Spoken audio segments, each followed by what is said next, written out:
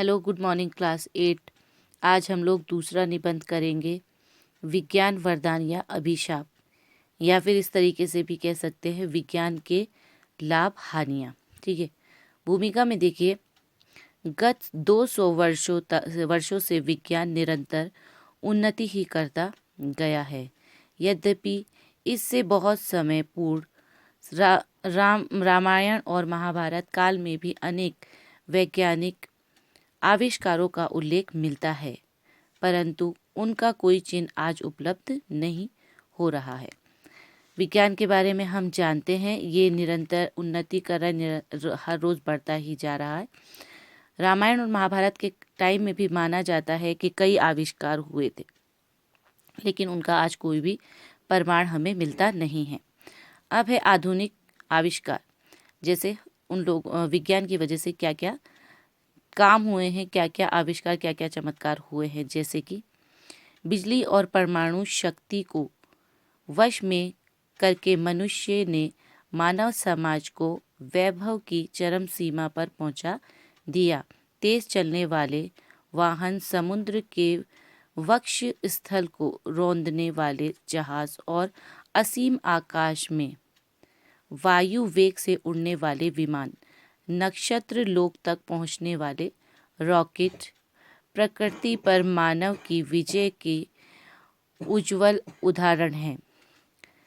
तार, telephone, radio, television, cinema, gramophone, internet, mobile आदि फ़ोनों ने हमारे जीवन में ऐसी सुविधाएं प्रस्तुत कर दी है जिसकी कल्पना भी पुराने लोगों के लिए कठिन होती है।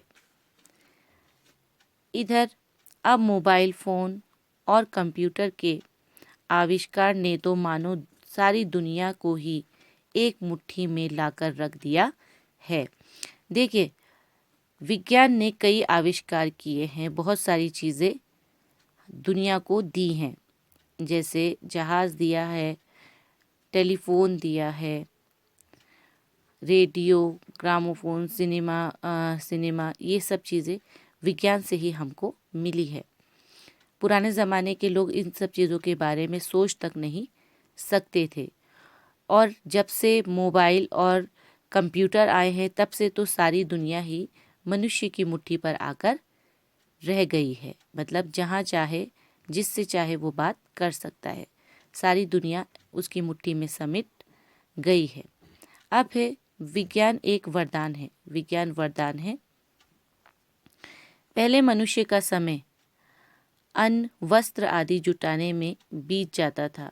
दिन भर कठोर श्रम करने के बाद भी उसकी आवश्यकताएं पूर्ण नहीं हो पाती थी, परंतु अब मशीनों की सहायता से वे अपनी इन आवश्यकताओं को बहुत थोड़े समय काम करके प्राप्त कर सकता है, और शेष समय घूमने फिरने, पढ़ने लिखने या अन्य किसी प्रकार का आनंद लेने में बिता सकता है। देखिए, विज्ञान की वजह से जब इंसान पहले समय में था तो वो अपना खाना और अपने घर की ज़रूरतों को पूरा करने में ही बहुत मेहनत करता था, लेकिन तब भी उसकी आवश्यकताएं, उसकी ज़रूरतें पूरी नहीं होती थी। आजकल मशीन का दौर है, इंसान मशीनों से अपना काम जल्दी से जल्दी समाप्त कर लेता है, और जो शेष समय बचता है, जो बाकी समय बचता है, वो अपना घूमने फिरने में या फिर पढ़ाई लिखाई में लगा लेता है। अब है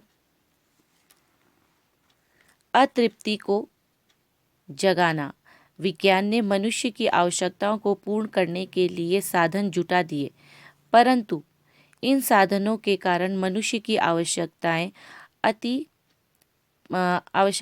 उतनी पूर्ण नहीं हुई जितनी की बढ़ गई हैं।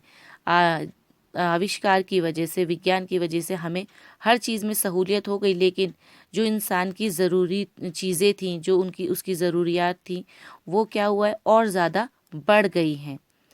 विज्ञान से मनुष्य की शक्ति उतनी नहीं बढ़ी जितनी लालसा बढ़ी है।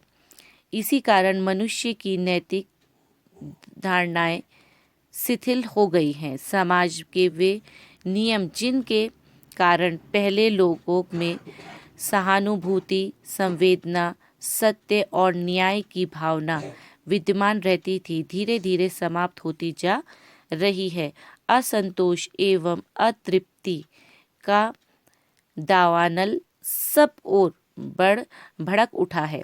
अब देखो, विज्ञान ने जिस ओर उन्नति करी है, सबको अच्छी चीज़ें दी हैं, मतलब नए नए आविष्कार करके इंसान की सहूलियत की चीज़ें प्रदान की है, उससे इंसान के अंदर और लालसाएं बढ़ गई हैं और इसमें इंसान बहुत ज़्यादा लालची बनता जा रहा है। उसकी आवश्यकताएं अभी भी पूरी नहीं हो रही हैं।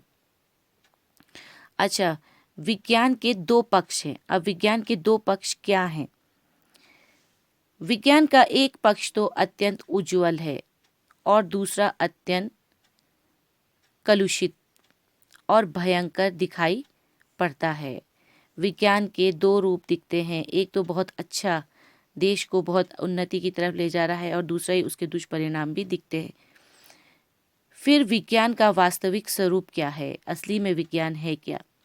सच बात तो ये है कि विज्ञान से जितना विनाश हुआ है उसका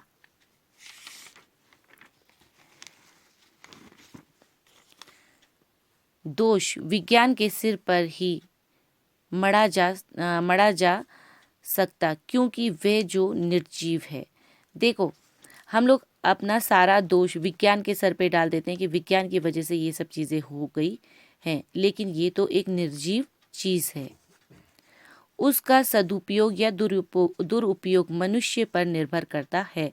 असली बात तो ये है कि इसको विज्ञान की जो खोजें हैं उनको अच्छे से सदुपयोग, उनका अच्छा उपयोग करना है या फिर दुरुपयोग, उसका बुरा उपयोग करना है, ये पूरी तरीके से इंसान के ऊपर, मनुष्य के ऊपर ही रहता है।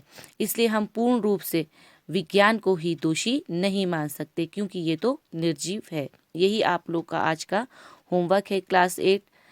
उम्मीद करती हूँ आप लोग अपना होमवर्क साफ साफ तरीके से अपनी कॉपी पे लिख रहे होंगे।